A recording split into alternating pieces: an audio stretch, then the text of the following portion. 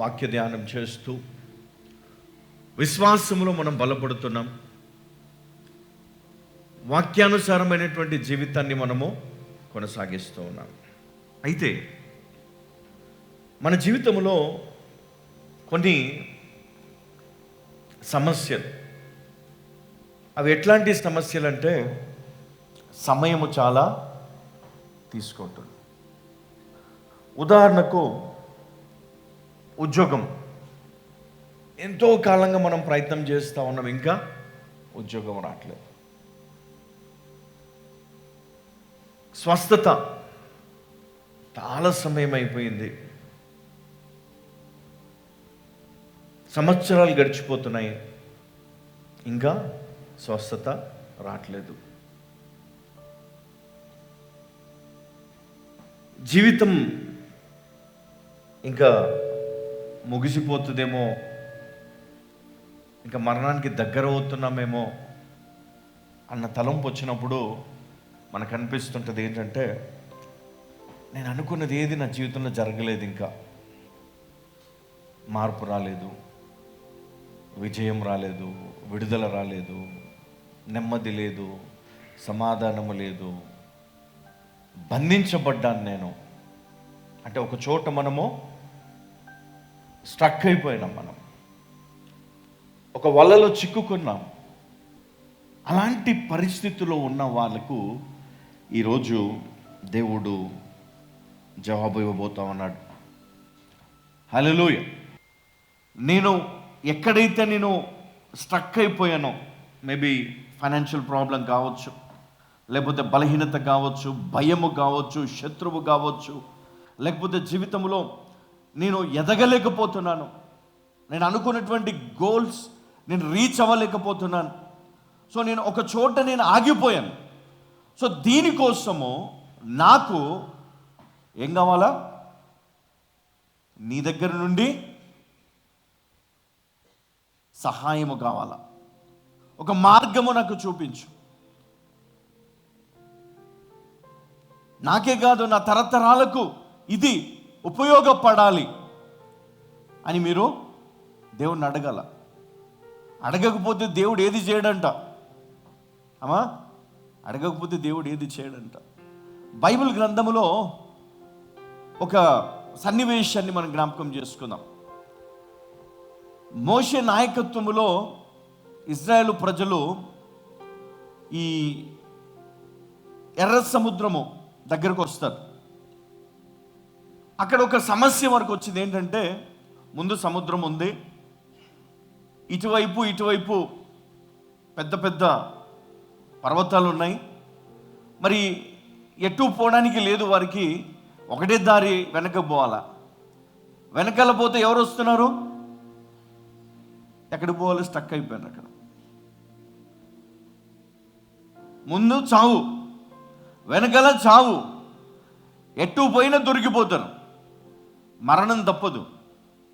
ఆ సమయంలో ఏం జరిగింది? అప్పుడు ఏం జరిగింది అంటే, దేవుణ్ణి ప్రార్థించినప్పుడు దేవుడు వారికి మార్గం తెరిచాడు. ఈ లోకములో మనము అనేక సమస్యల్లో మనం చిక్కుకొని పోయినాం. చాలా మట్టుకు ఆర్థికంగా మొత్తం ఇట్లా ఉచ్చులో చిక్కుకున్నారనమాట. ఇక ఎటు పోయినా అంతే, ఖచ్చితంగా ఉద్యోగం చేయాలి, ఎందుకంటే చిట్టీలు కట్టుకోవాలిగా, ఖచ్చితంగా ఆ పని చేయాలి, తప్పదు, ఎందుకంటే ఈఎంఐలు కట్టుకోవాలి కదా, అప్పు తెచ్చుకున్న దగ్గర కట్టుకోవాలి, వాళ్ళకి కట్టాలా, వీళ్ళకి కట్టాలా, కమిట్మెంట్. నువ్వు బంధించబడ్డావు, ఒక ఉచ్చులో నువ్వు చిక్కుకున్నావు, నువ్వు ఎటు పోలేవు కదా, బంధించబడ్డావు ఈ సంసారంలో. ఈ కుటుంబాన్ని మోయాలి, కుటుంబ బాధ్యతను తీసుకోవాలి, పరిగెత్తుతూనే ఉండాలా. నీకు ఆరోగ్యం ఉన్నా కదా, లేకపోయినా, నువ్వు మంచిగా ఉన్నా లేకపోయినా, నీకు ఓపిక ఉన్నా లేకపోయినా, నీకు ఇష్టం ఉన్నా లేకపోయినా కదా. ఒక్కొక్కసారి రెస్ట్ తీసుకోవాలనిపిస్తుంది ఇంట్లో. ఒక 4 రోజులు రెస్ట్ తీసుకుందాం. అమ్మో 4 రోజులు నేను రెస్ట్ తీసుకుంటే ఎన్ని పైసలు కట్ అయిపోతాయి. ఆ పైసలు ఉంటే రెంట్ కట్టుకోవచ్చు కదా, ఆ పైసలు ఉంటే ఇంట్లో రేషన్ వస్తుంది కదా, ఆ పైసలు ఉంటే కరెంటు బిల్లు పోతుంది కదా, ఆ పైసలు ఉంటే బస్ పాస్ ఇప్పుడు అవసరం లేదనుకోండి, అప్పుడు ఆ కాలంలో, లేదా పెట్రోల్, మెయింటెనెన్స్, చాలా అవసరాలు తీరుతాయి. కష్టపడాలి, ఇక తప్పదు, కష్టపడుతూనే ఉంటారు. అయ్యా ఇంత వయసు వచ్చినా ఇంకా కష్టపడుతున్నావు. కష్టపడొద్దు అని చెప్పట్లే బైబిల్, నువ్వు ఊరికే కూర్చుండిపో అని చెప్పట్లే. కానీ మనం నేర్చుకోవాల్సిన విషయాలు చాలా ఉన్నాయి. ఎందుకు ఒక వ్యక్తి తన జీవితంలో ఫెయిల్ అవుతాడు, ఎందుకు ఒక వ్యక్తి తన జీవితంలో తన కుటుంబంలో ఫెయిల్ అవుతాడు. చాలా జ్ఞానం ఉంది, మంచి ఉద్యోగం ఉంది, మంచి వ్యాపారం ఉంది, అన్నీ మంచిగా ఉన్నాయి. కానీ ఏంటి సమస్య? ఎందుకు ఎదగలేకపోతున్నాడు? ఎందుకు లాస్ అవుతున్నాడు? ఎందుకు మోసపోతున్నాడు? నిన్ను బంధించాలనుకుంటున్నాడు సాతానుడు. నిన్ను లేవకుండా చేద్దాం అనుకుంటున్నాడు అపవాది. నువ్వు పరిగెత్తకుండా నీ కాళ్ళతో బంధించాలనుకుంటున్నాడు. అందుకే ఈరోజు నీ పరిస్థితి ఆ విధంగా ఉంది. కానీ ఇజ్రాయేల్ పరిస్థితి ఏంటి అంటే, 3 రోజుల్లో వెళ్ళవలసినటువంటి ఆ ప్రయాణము ఎన్ని సంవత్సరాలండి చెప్పాలా? 40 సంవత్సరాలు పట్టిందంట. ఎందుకంటే బైబిల్లో ఉంటుంది ఒక మాట, దేవుడే వాళ్ళు వెనకకి తిరిగి రాకుండా, ఎక్కడ వాళ్ళు మనసు మార్చుకొని భయపడి వెనకకు వెళ్ళిపోయి రాజీ పడతారేమో,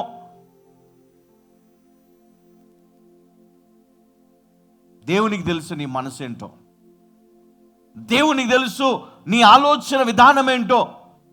సాతానుడు నిన్ను మొత్తగా నువ్వు ఎక్కడికి వెళ్ళిపోతావు, పారిపోతావు వెనక్కి.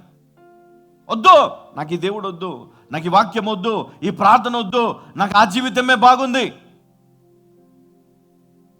పాత జీవితమే బాగుంది, ఆ పాపమే నాకు నచ్చింది, దాంట్లో ఏ కండిషన్ లేదు. కానీ ఈరోజు ఏంటి పరిస్థితి? దేవుని నమ్మి, ఇదిగో దేవుడు నన్ను నడిపిస్తుంటే ఇన్ని శ్రమలు నా వైపు ఏంటి? ఏం చేయాలి? ఎక్కడికి వెళ్ళిపోవాలి?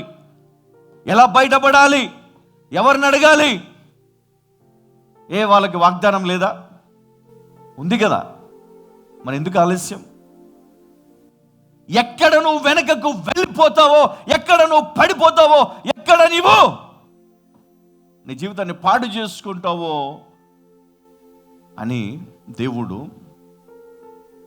ఆ ప్రజలకు ఈ 3 రోజుల్లో వెళ్ళే మార్గాన్ని కాస్త 40 సంవత్సరాలు పట్టేటట్టు చేసు. అంటే ఏంటి? ఒకవేళ మనసు మార్చుకొని వెనకకు పోయినా వాళ్ళకి అర్థం కాని పరిస్థితి. ఇప్పుడంటే ఇంటర్నెట్ ఎట్లా పోవాలని కొడితే మనకు రోడ్ చూపిస్తుంది కదా, మార్గాలు చూపిస్తుంది, దాన్ని పట్టుకొని వెళ్ళిపోతాం. 3 రోజుల్లో పోయేది మనం గూగుల్ని నమ్ముకొని పోతే డైరెక్ట్ చెరువులకే పట్టుకుపోతాం. కానీ ఈరోజు మనము మన జీవితంలో చాలా మార్గాలు ఉండొచ్చు. 3 డేస్లో వెళ్ళిపోవచ్చు, షార్ట్కట్లో పైకి రావచ్చు. కానీ దేవునికి అది ఇష్టము లేదు. దేవుని బిడ్డలకే ఎందుకు శ్రమలు, దేవుని బిడ్డలకే ఎందుకు వ్యాధి, దేవుని బిడ్డలకు ఎందుకు ఈ అప్పులు? దేవుని నమ్ముకున్నాను కదా, శత్రువుడు ఎందుకు, శాపం ఎందుకు? ఒక వ్యక్తి అన్నాడు, బ్రదర్ దేవుడు అన్ని క్షమించాడు కదా, ఇంకా దేవుడు ఎందుకు మనల్ని శిక్షిస్తాడు, బాధ పెడతాడు? దేవుడు అన్ని క్షమించేశాడు అన్న. నేను అన్నాను, అన్ని క్షమించేస్తే మానభంగాలు ఎందుకు అవుతున్నాయి, మర్డర్లు ఎందుకు అవుతున్నాయి, మోసాలు ఎందుకు జరుగుతున్నాయి? ఈరోజు మనము న్యూస్ ఛానల్ పెడితే ఎన్ని భయంకరమైనటువంటి ఘోరాలు మనం చూస్తూ ఉన్నాం, నేరాలు మనం చూస్తాం. ఎక్కడ దేవుడు క్షమిస్తే ఎందుకు వీరు హృదయం మారలే? ఎందుకు వీరు ఎందుకు ఇంకా దైవజనులు బోధిస్తున్నారు? ఎందుకు మనం ఇంకా మందిరాలకు వెళ్తున్నాం? దేవుడు క్షమించాడు కదా. అవసరమా మందిరం? అవసరమా మనకు వాక్యం? అవసరమా దైవజనుడు? దేవుడు క్షమించాడు కదా. ఎందుకు? పాపమే లేనప్పుడు. ఎందుకంటే మనకు మార్గం తెలియదు, మనకు ఎలా బ్రతకాలో తెలియదు, ఎలా మన జీవితాన్ని కొనసాగించాలో తెలియదు. అందుకే ఈరోజు మనము ఎక్కడికి వచ్చాం? దేవుని సన్నిధికి వచ్చాం. దేవుని సన్నిధికి వచ్చేటప్పుడు కూడా కొంతమంది హృదయాల్లో ఎట్లా ఉంటుంది, ఆదివారం కదా పోవాలి అని. అందుకే మిగతా రోజుల్లో వారు కనపడరు. ఎందుకంటే ఆశ, ఆసక్తి, విశ్వాసము, బలమైనటువంటి తీర్మానం ఉండదు. ఆదివారం కదా అనే మనం వెళ్తాం మందిరాన్ని. కానీ మిగతా రోజుల్లో ఉపవాస ప్రార్థనలు కానీ లేకపోతే ఉజ్జీవ కూటాలు కానీ మనం పెట్టినప్పుడు ఎవరైనా వెళ్తారా? చాలా తక్కువ కదా. బికాస్ నువ్వు స్ట్రక్ అయిపోయినావు కదా, కమిట్మెంట్స్. అందుకే నీకు కుదరలేదు.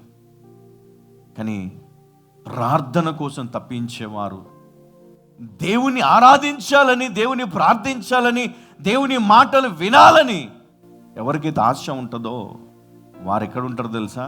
అక్కడే ఉంటారు. వెతుకుతారనమాట అక్కడికి వెళ్ళి.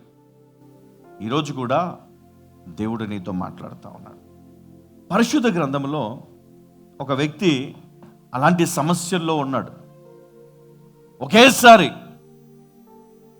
ఒకేసారి 3 సమస్యలు. ఎక్కడ పోవాలో తెలియదు. పరిశుద్ధ గ్రంథంలో 2వ దినవృత్తాంతములు 20వ అధ్యాయము 1 నుండి కొన్ని వచనాలు మనం చదువుకుంటూ దీంట్లో నుండి మనము జవాబును వెతుక్కుందాం. ఇది అయిన తరువాత మోయాబీయులను, అమ్మోనీయులను. ఎవరంట? మోయాబీయులను, అమ్మోనీయులను, మెయోనీయులలో కొందరును. ఎవరంట? కొందరు. ఇప్పుడు సౌదీ అని పిలువబడుతున్నటువంటి దేశం. అప్పుడు ఏమని పిలువబడ్డారు? మెయోనీయులలో కొందరును దండెత్తి యెహోషాపాతు మీదికి వచ్చిరి. అంతలో కొందరు వచ్చి సముద్రము ఆవల నుండి సిరియనుల తట్టు నుండి గొప్ప సైన్యం ఒకటి నీ మీదికి వచ్చుచున్నది. ఏమంట? గొప్ప సైన్యం ఒకటి నీ మీదికి వచ్చుచున్నది, చిత్తగించుము. వారు హససోన్ తామారు అను ఎన్గెదిలో ఉన్నారని యెహోషాపాతునకు తెలియజేసిరి. అందుకు యెహోషాపాతు భయపడి యెహోవా యుద్ధ విచారించుటకు మనస్సు నిలుపుకొని యూదా అంతటా ఉపవాస దినము ఆచరింపవలెనని చాటింపగా యూదా వారు యెహోవా వలని సహాయమును వేడుకొనుటకై కూడుకొనిరి. ఇప్పుడు యెహోషాపాతు ఒక రాజ్యం కాదు, 3 రాజ్యాలు అతని మీదకి దండెత్తి వచ్చాయి. పెద్ద సైన్యం. ఒకటి ఎదుర్కోవాలి, రెండవది పారిపోవాలి.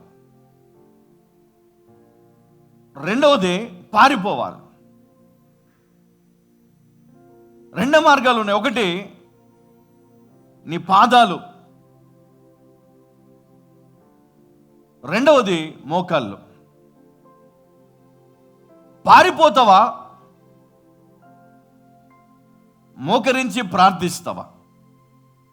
2 మార్గాలు ఉన్నాయి. ఒకటి, నువ్వు మోకరించి ప్రార్థిస్తే దేవుడు నీకు మార్గం చూపిస్తాడు. ఇది ఎవరికి తెలుసు అంటే దేవుని యందు భయభక్తులు కలిగిన వారు, దేవుడు ఉన్నాడు అని నమ్మేవారు.